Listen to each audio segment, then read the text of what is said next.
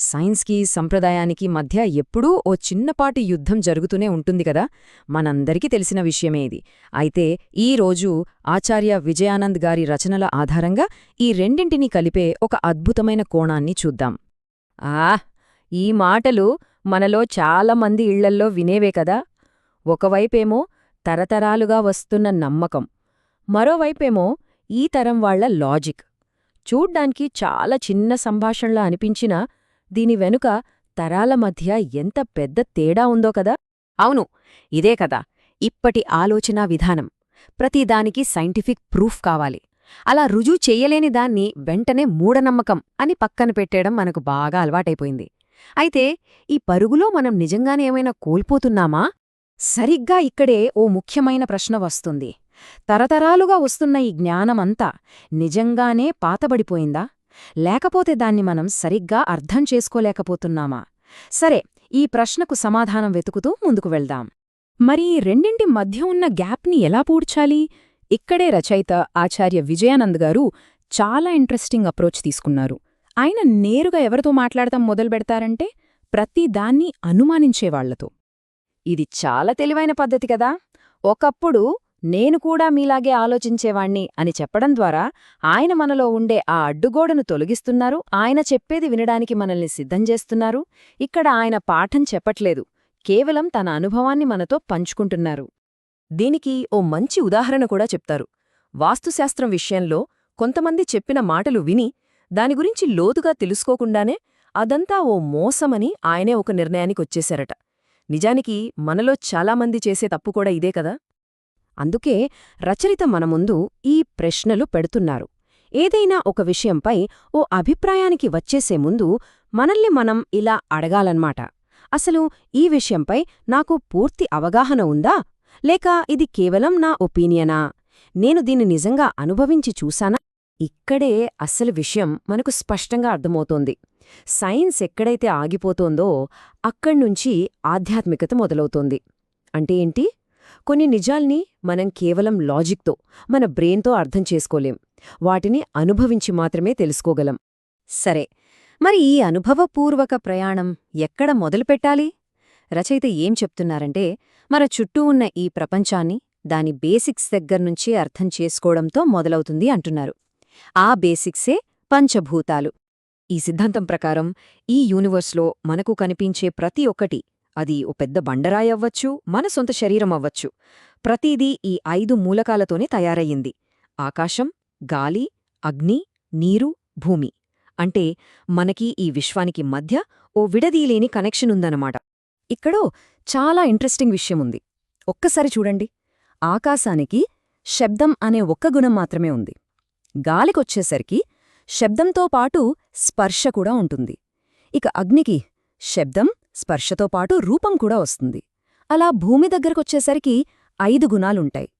ఇది ఎలా ఉందంటే సూక్ష్మం నుంచి స్థూలానికి జరుగుతున్న ఒక ప్రయాణంలా ఉంది కదా. సరే, మన చుట్టూ ఉన్న ప్రపంచమంతా ఈ 5 మూలకాలతో, వాటి గుణాలతో నిండిపోయుంది. బానే ఉంది. మరి ఆ గుణాల్ని మనం ఎలా ఫీలవుతాం, ఎలా తెలుసుకుంటాం? అక్కడే మన పంచేంద్రియాలు అంటే మన 5 సెన్సెస్ పిక్చర్లోకొస్తాయి. ఇదొక అద్భుతమైన కనెక్షన్. చూడండి, శబ్దాన్ని వినడానికి చెవులు, స్పర్శను ఫీలవడానికి చర్మం, రూపాన్ని చూడ్డానికి కళ్ళు. ఇలా మన ప్రతి సెన్స్ బయట ప్రపంచంలో ఉన్న ఒక్కో గుణాన్ని లోపలికి తీసుకురావడానికి ఒక గేట్వేలా పనిచేస్తుందన్నమాట. అసలు మనం ప్రపంచాన్ని ఎక్స్పీరియన్స్ చేసేదే ఈ సెన్సెస్ ద్వారా. ఈ కాఫీ ఎగ్జాంపుల్ ఎంత పవర్ఫుల్ అంటే, ఇది మనల్ని సూటిగా ఒక ప్రశ్న అడుగుతుంది. మన సెన్సెస్ మన కంట్రోల్లో ఉన్నాయా, లేకపోతే మనం వాటికి బానిసలుగా ఉన్నామా?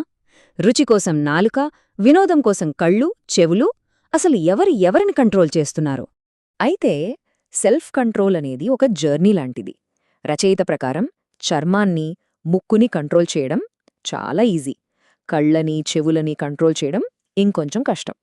కాని అన్నింటికన్నా కష్టమైనదేంటో తెలుసా? నాలుకని జయించడం.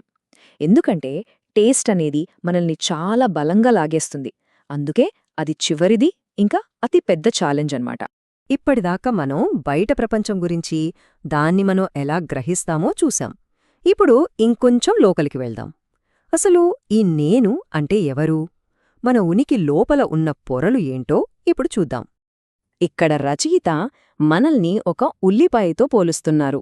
దానికి ఎలాగైతే పొరలు పొరలుగా ఉంటాయో మన ఉనికి కూడా 5 వేర్వేరు పొరల కలయిక అన్మాట.